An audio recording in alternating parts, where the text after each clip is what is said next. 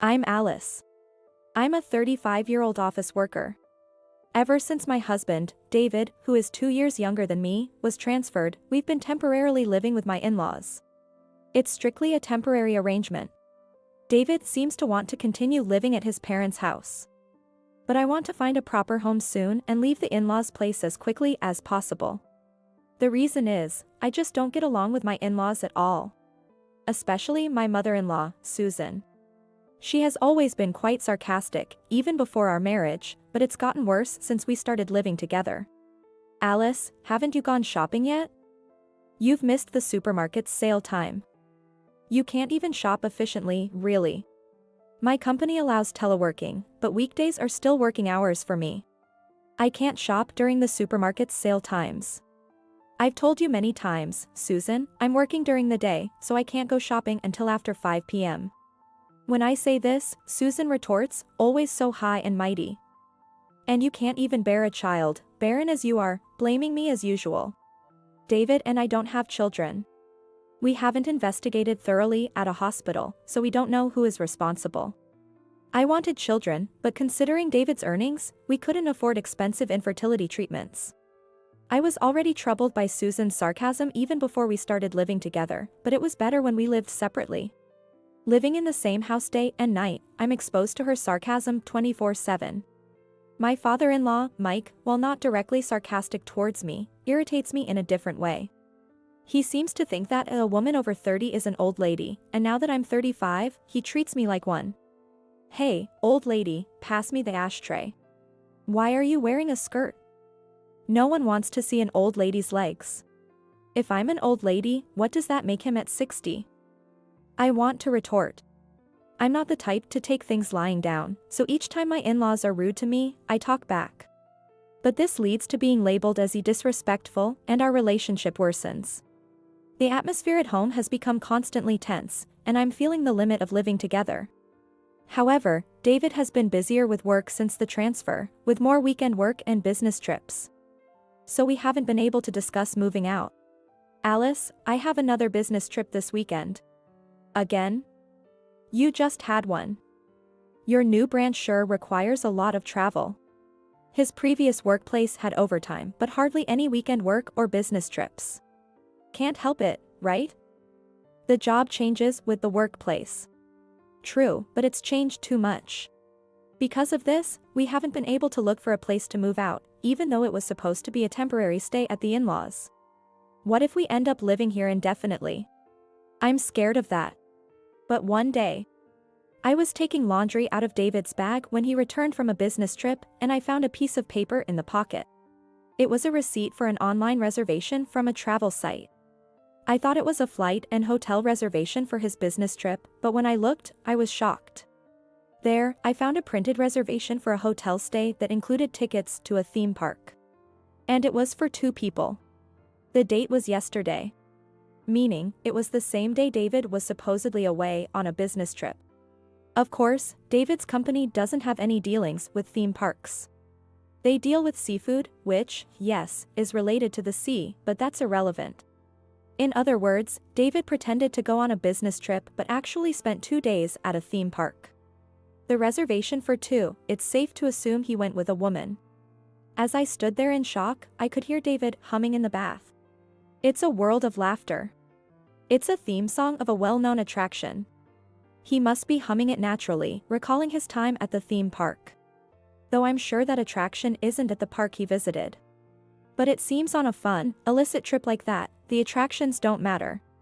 I was furious and thought about confronting David in the bath. But just then, David's phone rang. Out of sheer irritation and lacking calm judgment, I answered the phone in anger. Hello? I heard a young woman's voice for a moment, and then the call abruptly ended. No way. I was certain.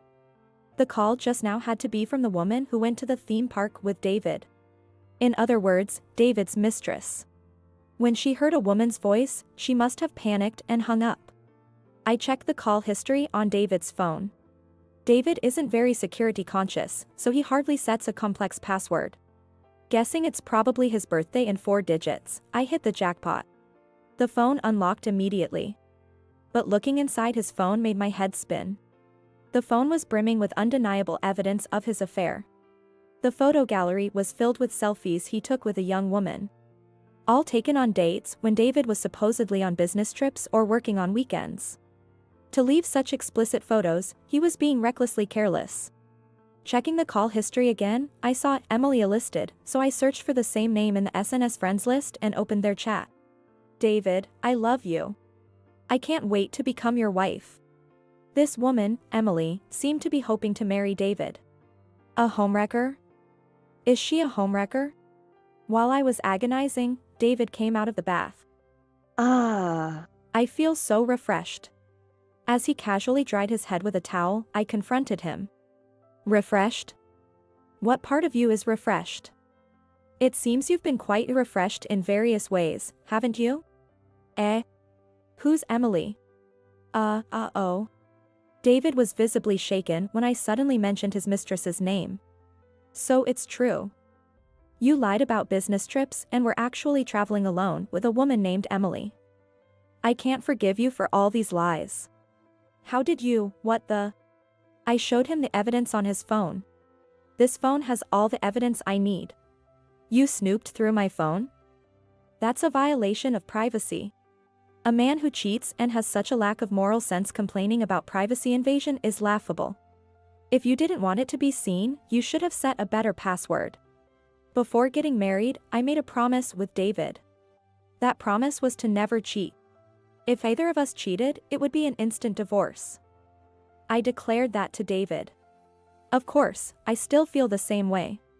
I can't continue a married life with a man who goes after other women. Let's get a divorce.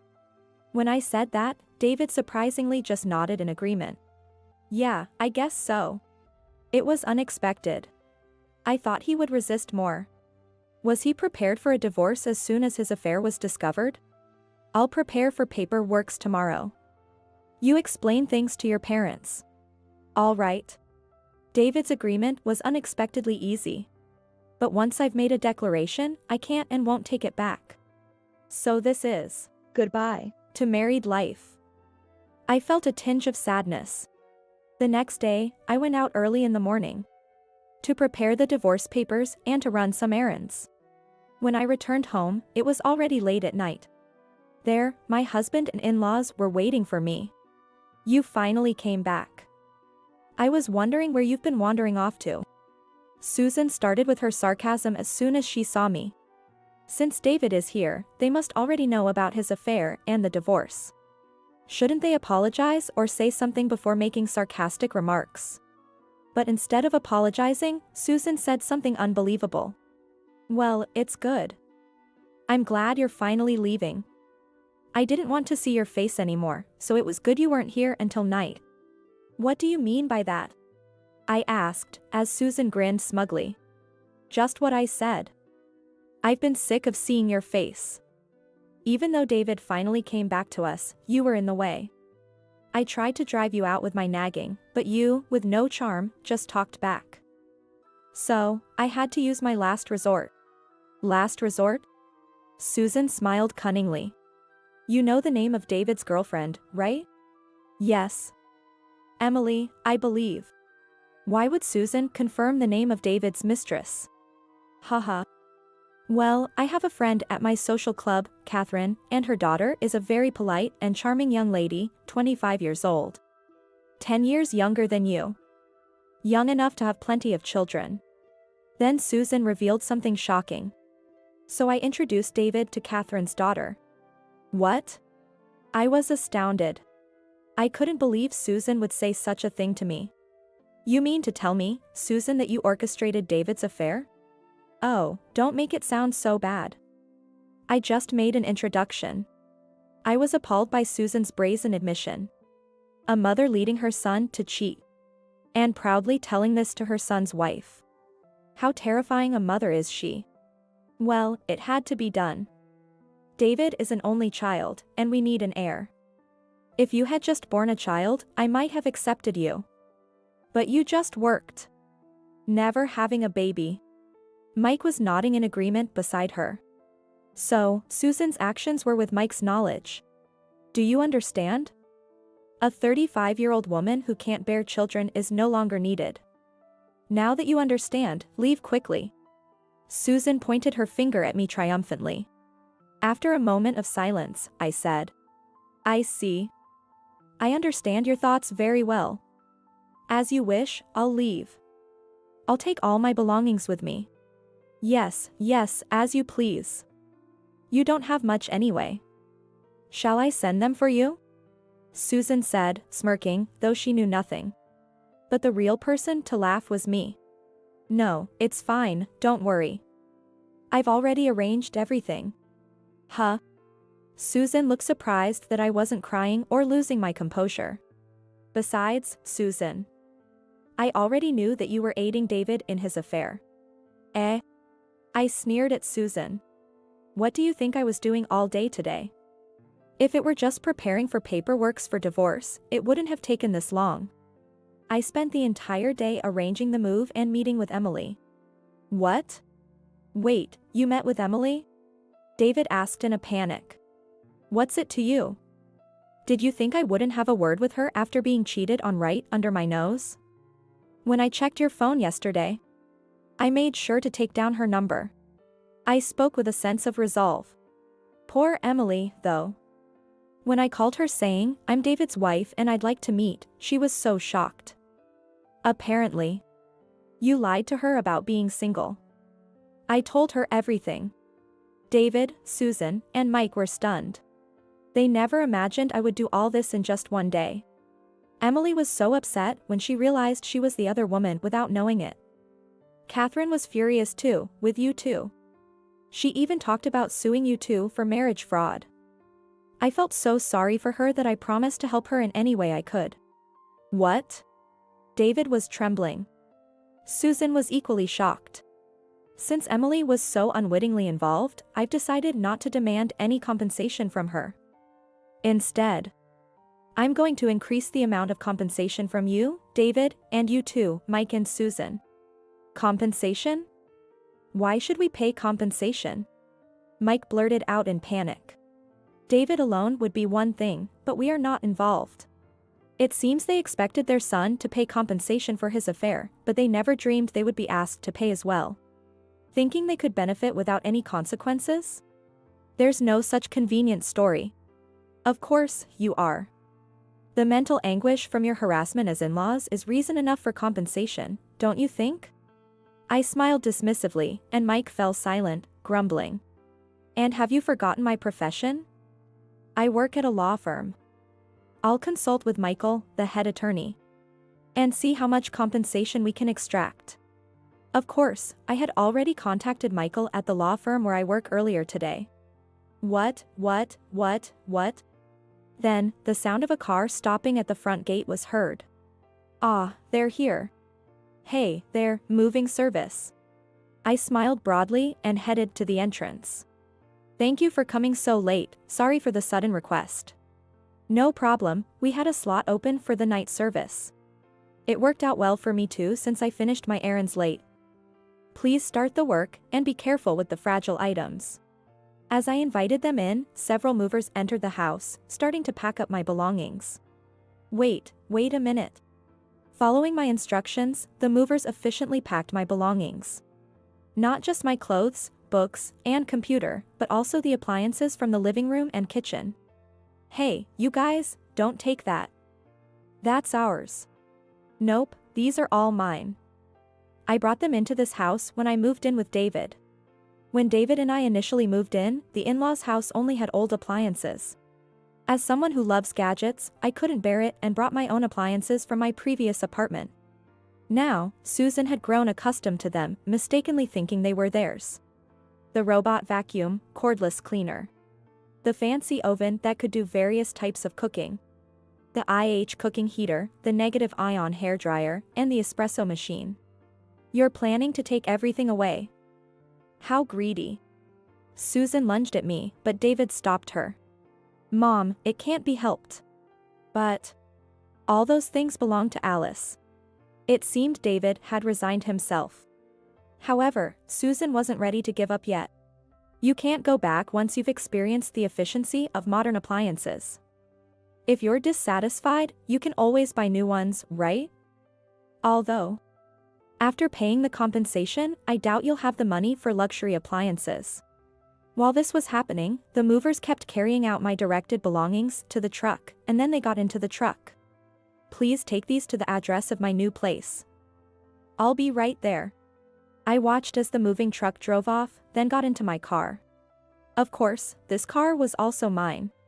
Where is that truck going? David asked. Where? To my apartment, of course. The one I lived in before you were transferred.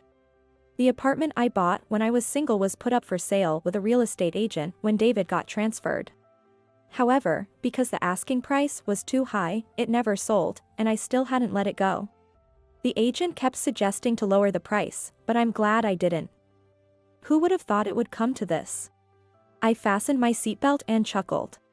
But maybe deep down, I anticipated this. David looked confused. Because I set the selling price higher than the market value to ensure it wouldn't sell.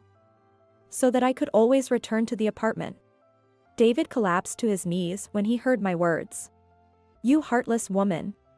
I was pushed over by Susan, who charged at me while yelling, taken off guard by my victory. As I groaned in pain, Susan tried to throw a cutting board at me for further attack. Suddenly, a black figure collided with her. And with a cry of, ugh, she fell to the ground. Thank you, Midnight. I held onto the stray cat, Midnight, as I quickly got into the moving truck and sped away from Susan. I don't know why Midnight was there, but given his strong sense of justice, he must have come to rescue me. I'll give him some treats later. Afterward, David and I divorced. My law firm filed for compensation from David and his parents. Michael, the head attorney, took the case for almost no fee, using it as practice for the young associates. Even with a young lawyer in charge, I felt secure with Michael's support. Michael himself took on Emily's lawsuit. Given the severity, he's pursuing both criminal and civil charges. It's been a while since he's dealt with a criminal case, so he's eager. After paying the compensation to Emily and me, David's parents will probably have to sell their house, and that still might not be enough. The thought of those three facing a life of debt and poverty almost makes me smirk. Now single, my life without dishonest David and his parents feels like heaven in comparison. For a while, I'll enjoy a carefree single life in my apartment with Midnight, the stray cat I brought with me.